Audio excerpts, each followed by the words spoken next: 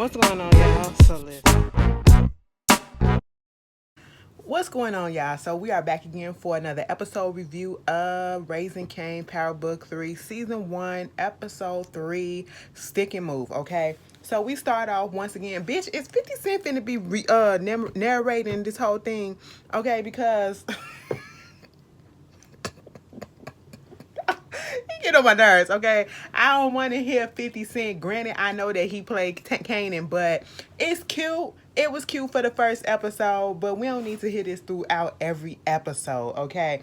But getting into the episode, he's narrating, giving the law of the land, how these street corner boys do, and all this stuff like that. Whatever.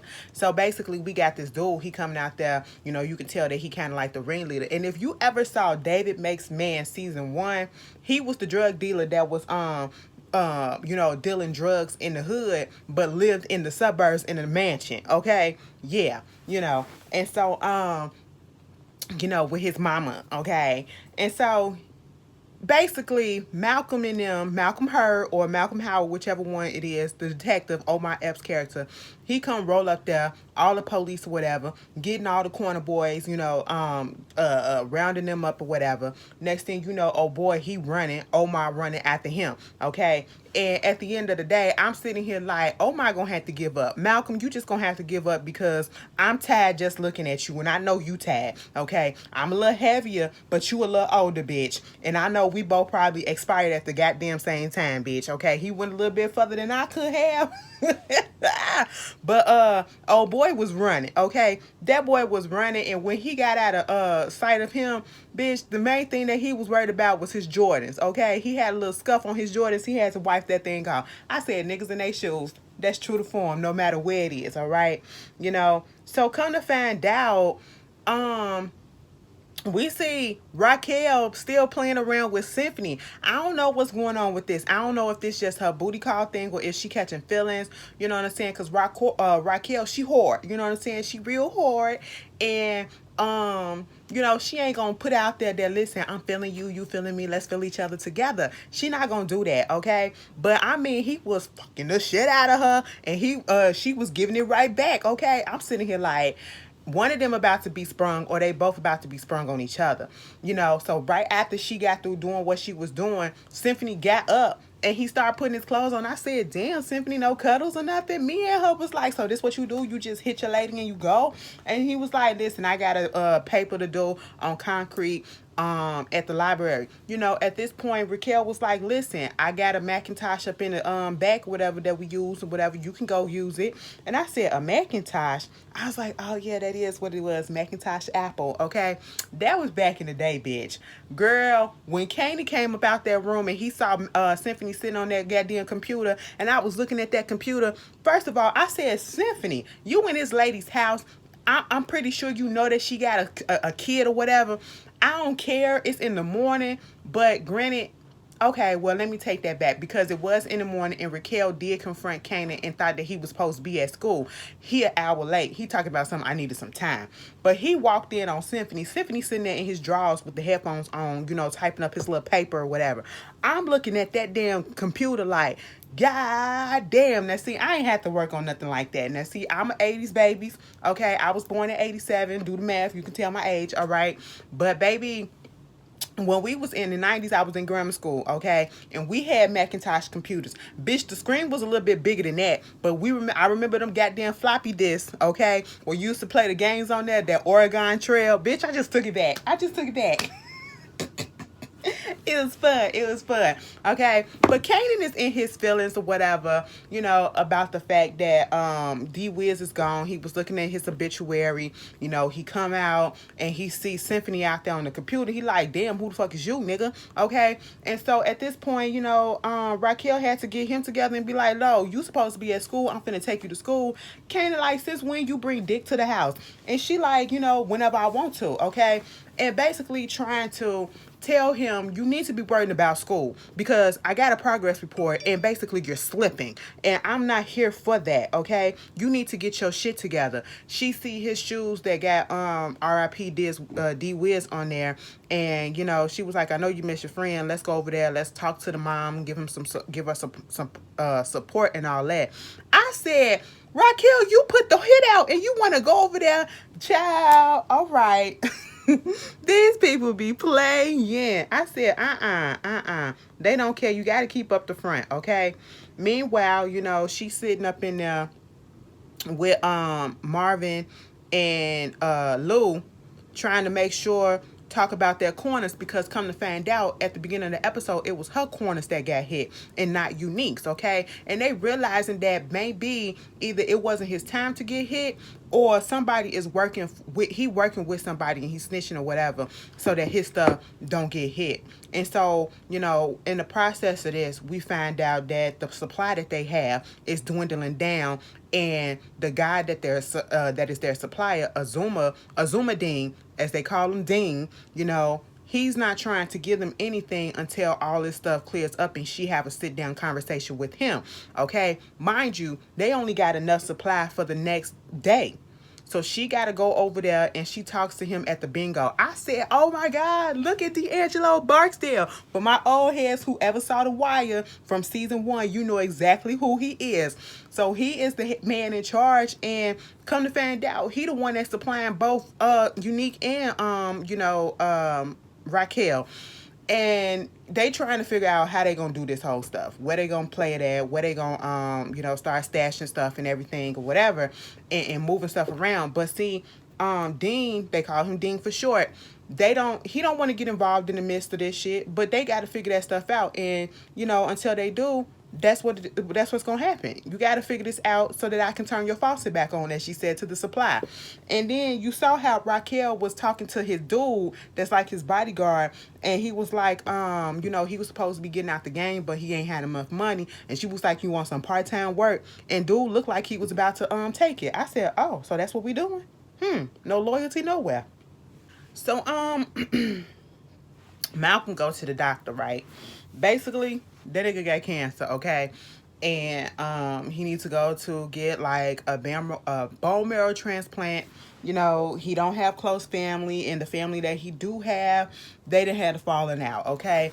So he go outside, he talking to his little partner, and she just not here for the bullshit, because they just got themselves ringed out by the chief of police, who was talking about, they need to put a face and they need to get somebody in custody, the persons or people who are actually responsible for like Buck 20 passing, D-Wiz passing, but instead y'all bringing us these corner boys or whatever that don't know shit, that's gonna come in and go right back out, And so at this point, oh girl, she pissed off. We need to go ahead and do this or whatever. Malcolm had to tell her about herself, okay? Listen, the only reason why you here is because of legacy, okay? You here because, your family was this and that, and you wanted to go against them, whatever, and try to show them that you can do something instead of being the nurse that you need to be. I said, sexist as fuck, all right, but maybe he right, maybe he wrong. Cause old girl do look like she's determined, okay, to show that she belongs and she's fighting to belong.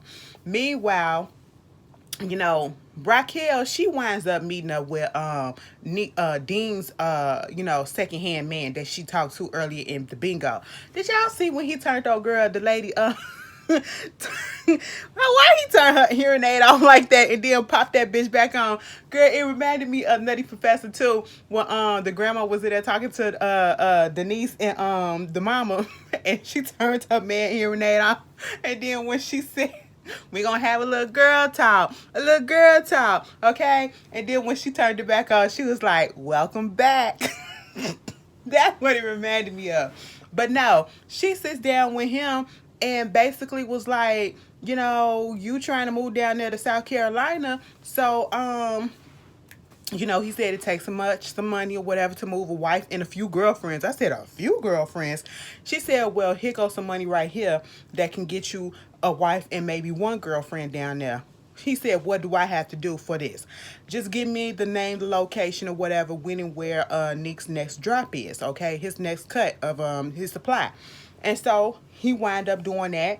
And she winds up taking it to Malcolm and telling him, you want to have, what is it, a 250,000 of uncut, drugs on the street or whatever, Nick's cut and all that stuff. It was like, why you trying to give it to me or whatever? He was like, you the cop, you need to do your job, okay? He was like, what is going on between us? Like, is this running in place or are we going somewhere with this? And she said, I don't run, okay? Because she already know that, he's on Nick's take, okay? She was like, you got his dick so far down your throat, you think you could come up for air and take this or what, okay? And I'm just sitting here like, how this gonna play out?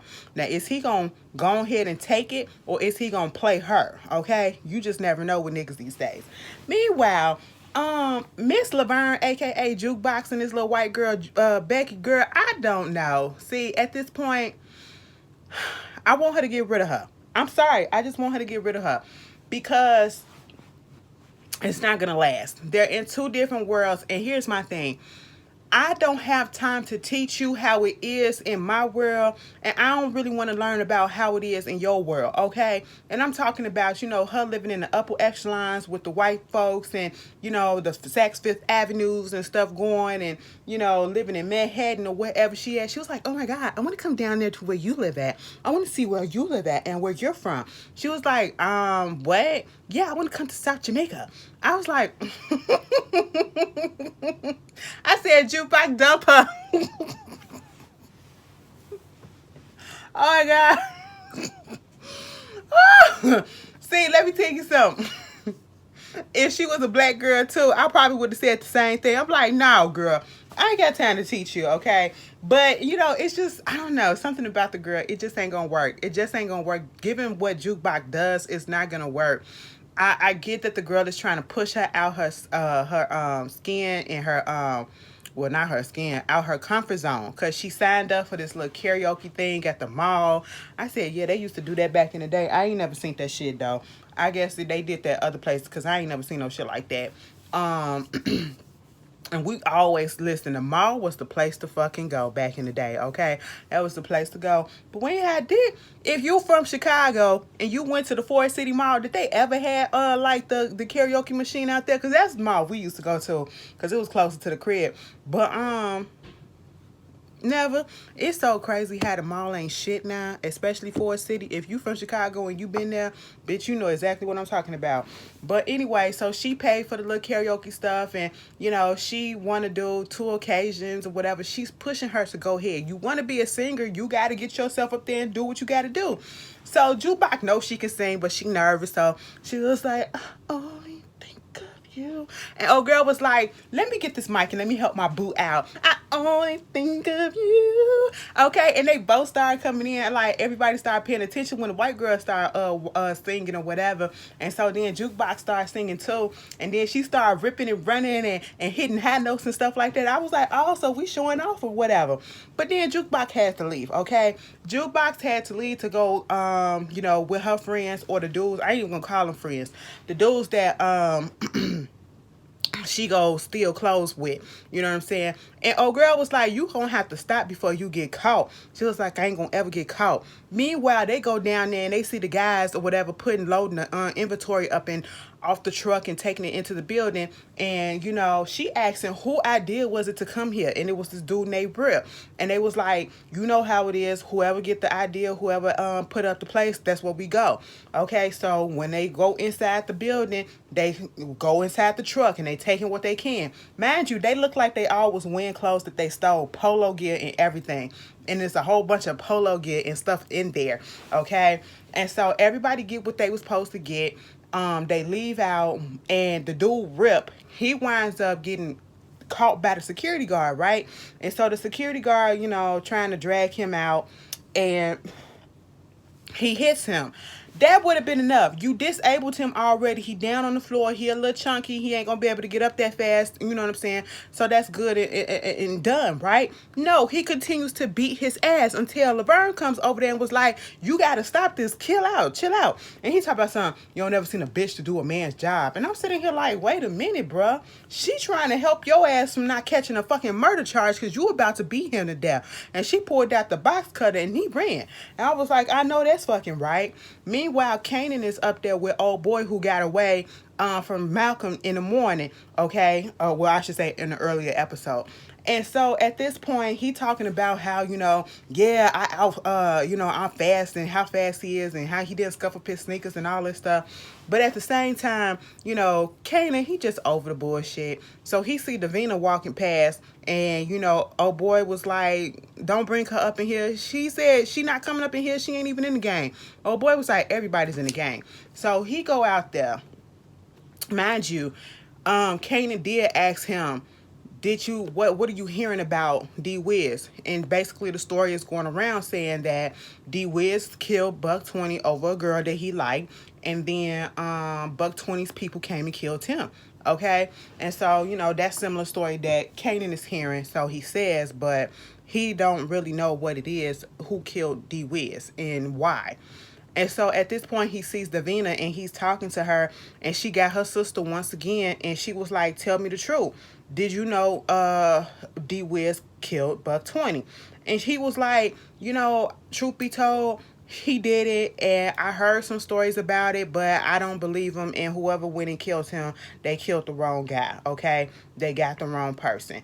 And so at this point, you notice that the baby has a drill. And I'm sitting here like, what is a drill up in the baby's goddamn car seat, stroller, whatever? Because it's her father's drill, Davina's father's drill. They need to pawn it to get some money to get some Pampers, because basically they struggling at this point. And I felt bad for her. So that's probably, Buck 20 probably was taking care of her too. Because she looked fly up in school, but now we see that she really truly struggling at this point. They got to pawn their shit off. Because I told you the mama's a crackhead at this. I guarantee you she is. The way she came in that office last week, mom got to be on some stuff. So, Kanan feel bad about that. I said, what you gonna do, try to help her out? Probably is. And then Marvin goes up there to Toni at the club, brings her a dog. She talking about some, look at you, my prince in shining armor or whatever. My knight in shining armor because you took up for me or whatever, and woo, woo, woo. And she was like, I think you like me, and wound up fucking that man. I said, you know what? Do y'all think Marvin really got feelings for Toni, or do you think that he's like playing a game? Because, niggas will fuck anybody. But I'm just saying, what y'all feel about that? So we get Lou. First of all, we see Quincy, what's his goddamn name? Quincy, bitch. Albie Shore son, okay? Diddy's stepson. We see him, and he playing this, music producer named Crown Comancho or whatever, bitch, Crown, okay? So he producing some niggas up in the studio, and they sound alright. He don't sound that bad, but he needs some help, okay? And so basically Lou and Jessica show up to drop off some product to him, and Lou is investing into taking an interest in what type of material, or I should say production equipment is being used or whatever. And the things that he's saying and asking questions about, you could tell that he know what he's talking about. Then he go into the background about how his daddy used to, be into horns and stuff like that. So, he used to read about the music business and instruments and the production and the equipment that goes along with it. Okay. Meanwhile, Crown was somewhat trying to flirt with Jessica. Jessica, on the other hand, trying to get her brother put on famous because he a little rapper too. Okay. And so at this process, Lou see what's going on. Lulu, he not really here for it. And so they have a little conversation outside when they went to dinner, Lulu and Jessica. And, she like, why you ain't been talking to me? Because you ain't really been saying that much to me ever since we came back from the studio or whatever. And she was like, it is what it is. We was eating. She was like, wait a minute, because you was up in there talking about how you know all about this music stuff, and I feel like you got bigger things instead of being with Rock, that small talk or whatever. And let me tell you something, I know you better than you know yourself. And when she said that shit, I said, bitch, how long you been fucking around with Lou? Did the timeline jump? Okay, did it jump or something? Like, bitch, I'm confused, girl. You just came onto the scene and now you know him better than you know him, than he know himself. But she did kind of pull his card and realize that, you know, he do like the music thing. Okay, he do like the music thing. And she said, while you out here selling these red caps, you could be selling some tracks. Okay, and I'm like, you can do both, bitch. That's basically what she was trying to say. And I said, I don't know about Miss Jessica because I feel like you might put a little division between Rock and him. And you know, Lou and Rock close like that. But okay. Meanwhile, you know, we got Marvin up in his daughter's room just going through her stuff. And I said, oh, please don't come across anything that she don't want nobody to know yet, because I'm not sure. I'm pretty sure he don't know that she gay. Okay, and when he find out, I don't know how he gonna take it. So Kanan popped up at his house and he was like, what you doing up in her room going through her stuff and all that shit? He said, nigga, what are you doing up in my house? Okay, why y'all still coming in and out like this? Okay, what's going on? Well, we share keys and stuff like that. Well, we gonna have to cut that. Okay, so basically Kanan is over there and they get into the conversation about how, ooh, excuse me, he tired of playing up in the stash house. He ready to go out there on the corners. You know what I'm saying? He ready to go out there and do what he do. You know, and he was like, if you let me sell some stuff, I will get mama to, you know, get you know, listen to you about getting some more corners and stuff like that, because you know mama will listen to me over anything. And it was like, okay, cool. So he gave him a little bit of product that he had left from the party that he threw downtown at Tony's club. And he was like, you know, usually you get these, you can sell these off for $25 an ounce, okay? Or $25 a gram. But I give you this for $100. You know, I'm giving it to you wholesale so that you could go sell it and make some more money off of it, probably double that shit. And you know, get you some money, probably get you a little $100 or whatever. Bitch, I don't know nothing about selling drugs, okay? So I'm trying to do the math, and I'm just, girl, I'm gonna leave that to them. Okay, let me tell you something. These niggas that be doing drugs, I mean selling drugs and shit, some of y'all motherfuckers be real smart when y'all be coming up with this stuff, okay? But y'all can't just use that smart in school. I don't get it, but hey, it is what it is. And so, you know, he was like, cool. You know, he all happy about that. Meanwhile, we got Raquel up in Kanan's room. She sees, she's putting up his clothes or whatever. She sees D-Wiz obituary. And then, you know, she's looking at it. And all the time, Jukebox is standing right there. So she interrupts. And I'm sitting here like, Raquel, you had that boy killed. Is it playing on your conscience? Because you had that boy in your house. You knew that boy was your son's best friend. You had him killed. Jukebox come up in there. She was like, yeah, I was just looking at this. You know, and then Raquel has the nerve to say, too many black boys just being killed in the streets. I said, bitch, you had that boy killed. It could have been Kanan. I said, girl, Raquel, you gonna play this up. But see, we found out that Jukebox and Raquel, they used to have almost like a mother-daughter relationship, you know, or like a big sister, little sister relationship, I would say. And, you know, she just wanted to come over there, talk to her, had some stuff over there. And she was like, girl, what's been keeping you away from me? Because they used to talk all the time, and now they don't that much. And kind of find out, you know, Jukebox in there smiling or whatever. And she was like, who got you smelling like that? See, Rocky knows these things, girl. I know somebody got you smelling like that. She was like, yeah, I got somebody or whatever. At this point in time, I don't know if Rocky knows that it's a girl that she's interested in girls, okay? She don't let on that she knows, but she just says, you know, I'm here for you, because she asked her not to tell her dad, okay? And she was like, cool, whatever goes on between us stays between us. And of course, Rock told her that she got somebody that's making her smile too like that. I said, oh, so you really feeling Symphony like that, huh? Meanwhile, you know, Jukebox and Kanan and Famous up in the park, and, you know, she trying to help out because she is a hustler herself, but she don't hustle drugs, she hustle clothes. So she know how to pick which type of person and which play to that person, okay?